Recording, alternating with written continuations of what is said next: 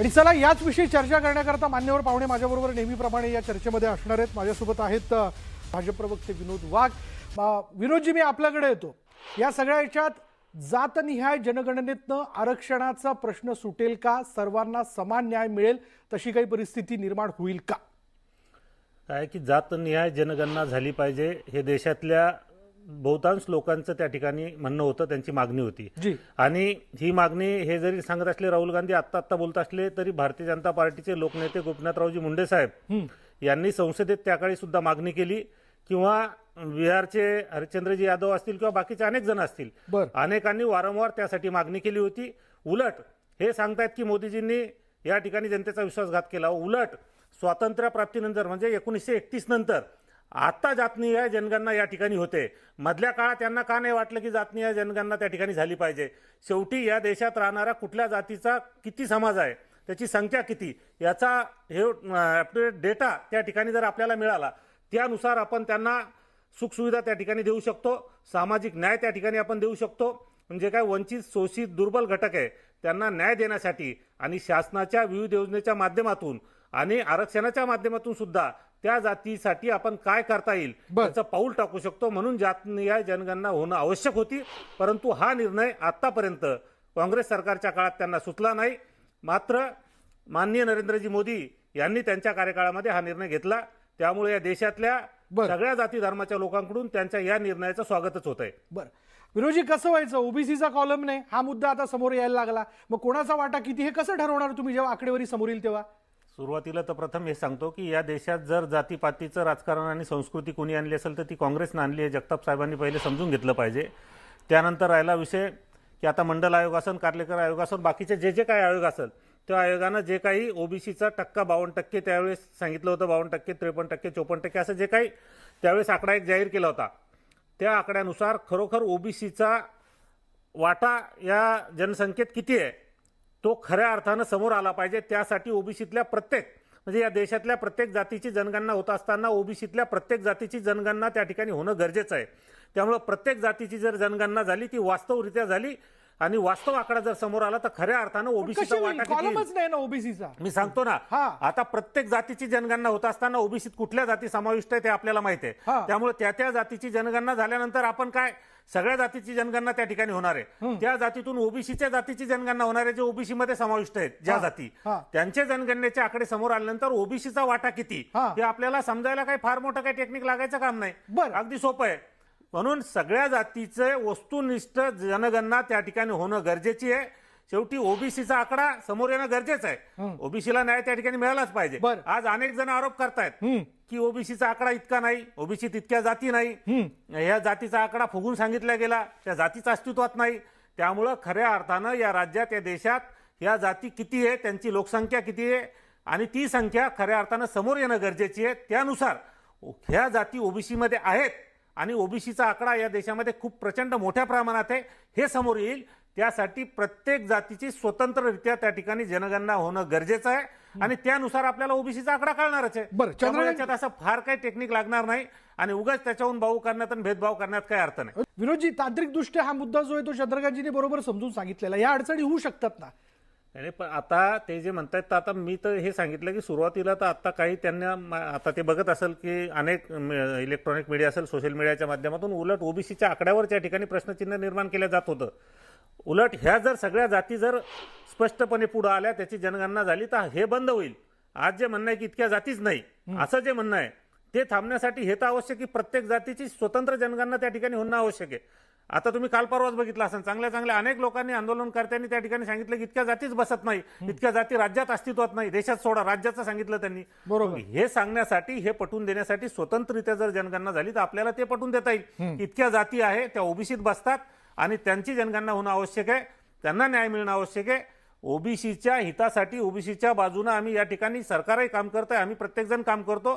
शेवटी आम्ही ओबीसी घटकातून येतो, त्यामुळे आम्हालाही वाटतं की ओबीसीना त्या ठिकाणी न्याय मिळाला पाहिजे। परंतु ओबीसीला न्याय मिळत असताना इतर जाती धर्मांना सुद्धा त्या ठिकाणी न्याय मिळाला पाहिजे। कुठल्याच जाती धर्मावर या ठिकाणी राज्यकर्ते म्हणून अन्याय करता येत नाही आणि ओबीसीवर तर बिलकुल या ठिकाणी अन्याय होणार नाही, कारण स्वतंत्ररित्या जनगणना झाल्यावर त्या ठिकाणी ओबीसीची वस्तुनिष्ठ माहिती त्या ठिकाणी येईल आणि खरा जो आकडा आहे, या देशात ओबीसीचा आकडा बहुसंख्येने आहे। आज देशामध्ये, राज्यामध्ये ओबीसीचं प्रमाण हे बहुसंख्येनं आहे आणि ते खऱ्या अर्थानं समोर येईल आणि ते जातीवाईज समोर येईल. बरं विनोदजी, मी आपल्याकडे येतो, पण वारंवार या सगळ्या चर्चेमध्ये जातनिहाय जनगणनेतनं आरक्षणाचा मुद्दा सुटत असताना किंवा तो सुटेल असं जर आपण आशावादी आहोत या सगळ्या याच्यातनं, पण हा मुद्दा वारंवार उपस्थित होतोय की ओबीसीचा कॉलम नाही. या सगळ्या याच्यातनं तुम्ही करताय खरी, आनंद आहे, पण एका नव्या संघर्षाला, ओबीसींच्या एका नव्या आंदोलनाला तुम्ही जन्म देताय असं तुम्हाला वाटत नाही का? काय विशालजी, संविधानाच्या अनुच्छेद 246 नुसार आपल्याला ज्या काही तरतुदी या ठिकाणी जातनीय जनगणनेत केलेल्या आहेत त्यानुसार आता हे सगळं केंद्र सरकार या ठिकाणी करत आहे. आपला ओबीसीला जातनीय जनगणनेला या ठिकाणी बिलकुल विरोध नाहीच आहे.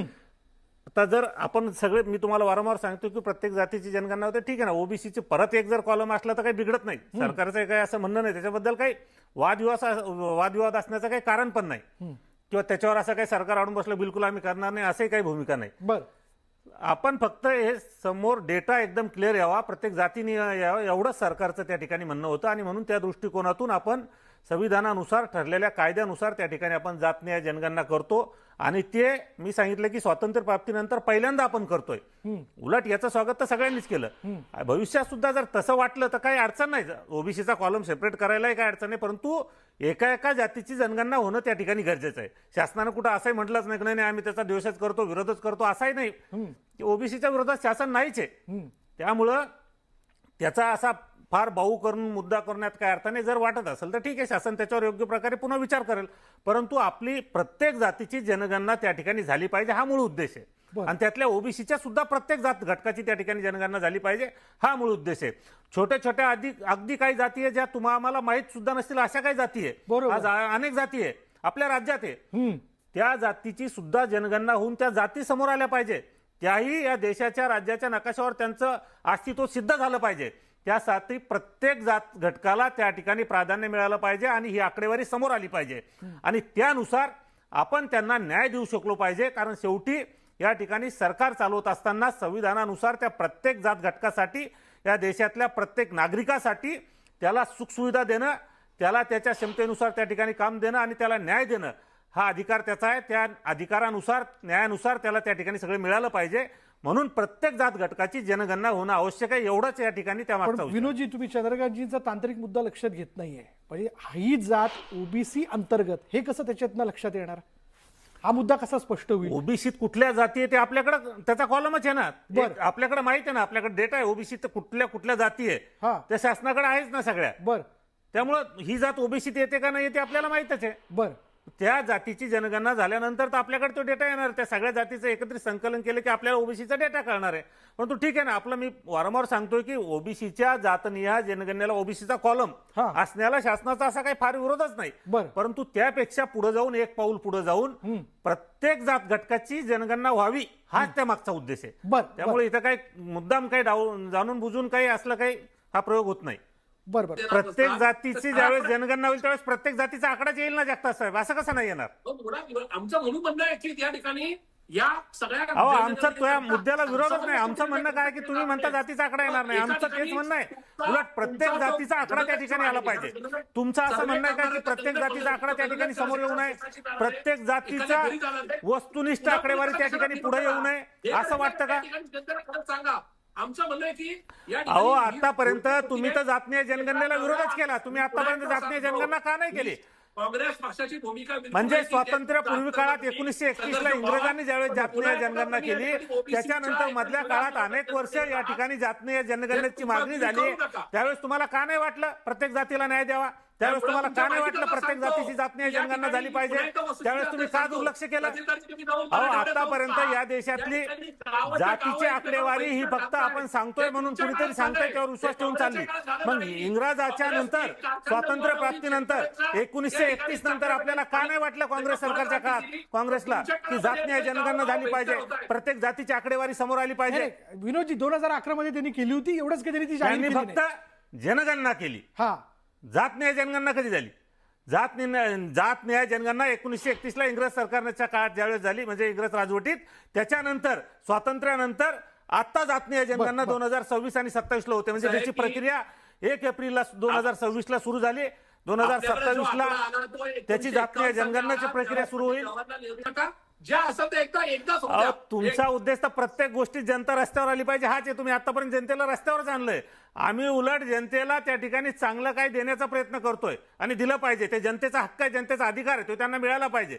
जनतेला रस्त्यावर वारंवार कधीतरी तुम्ही आणण्याचा प्रयत्न मराठवाड्यात करताय. जाऊन पहा, या सगळ्या वादामुळे गावाच्या गाव एकमेकावर बहिष्कार घालतायत. अहो, हे वाद हा कोण आपला पेटवले? त्या गावांमध्ये एकोप्याचं वातावरण निर्माण जगताप होईल. साहेब, वाद कोणी पेटवले? जाणून घ्या.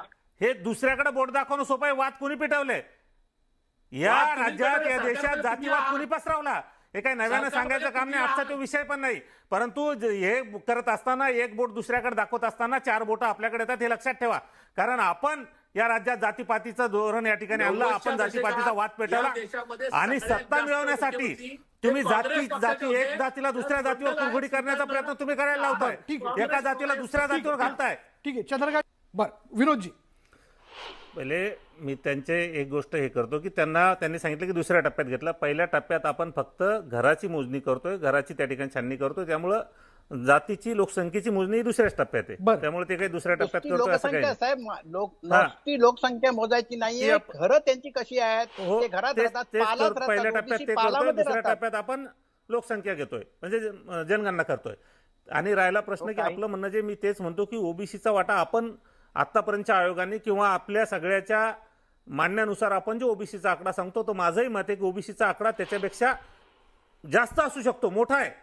त्यामुळं वस्तुनिष्ठ आकडेवारी येण्याला काय अडचण आहे? मी तेच म्हणतो. राहिला तुमचा प्रश्न आहे की मी त्याला विरोध करतच नाही किंवा सरकारही त्याला विरोध करत नाही की ओबीसीचा एक सेपरेट कॉलम असला पाहिजे. ही मागणी काही वाईट नाही किंवा त्याला विरोधही नाही. परंतु ओबीसीच्या ज्या जाती आहे, ओबीसी मध्ये ज्या जाती येतात, ओबीसी कारण ओबीसी जात नाही तो प्रवर्ग आहे, परंतु ओबीसीच्या अंतर्गत ज्या जाती येतात त्या जातीचा सखोल आकडा आला तर ओबीसीला त्या दृष्टिकोनातून वाटा मिळला पाहिजे.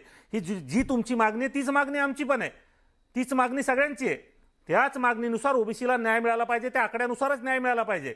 जे ओबीसी समाविष्ट असलेल्या प्रत्येक जातीची जनगणना झाली की आज लोक जे आक्षेप घेतात की एवढ्या जातीने त्यांचा आकडा कमी आहे, ते झाल्यानंतर त्यांची संख्या झाल्यानंतर त्यांचा मागासलेपणाही त्या ठिकाणी सिद्ध होईल किती संख्येनं ते आहे. त्यामुळे त्या दृष्टिकोनातून त्यांना सगळी तरतूद झाली पाहिजे, त्यांना न्याय मिळाला पाहिजे, हीच आमची पण मागणी आहे. त्यामुळे आम्ही तुमच्या मागणीशी विसंगत नाही, आमचा काही त्याला विरोध नाही. हे वारंवार मी तुम्हाला तेच सांगतोय. आपल्या सगळ्यांचे धन्यवाद. आपण या चर्चेमध्ये सहभागी झालात. मराठी आवाज महाराष्ट्र.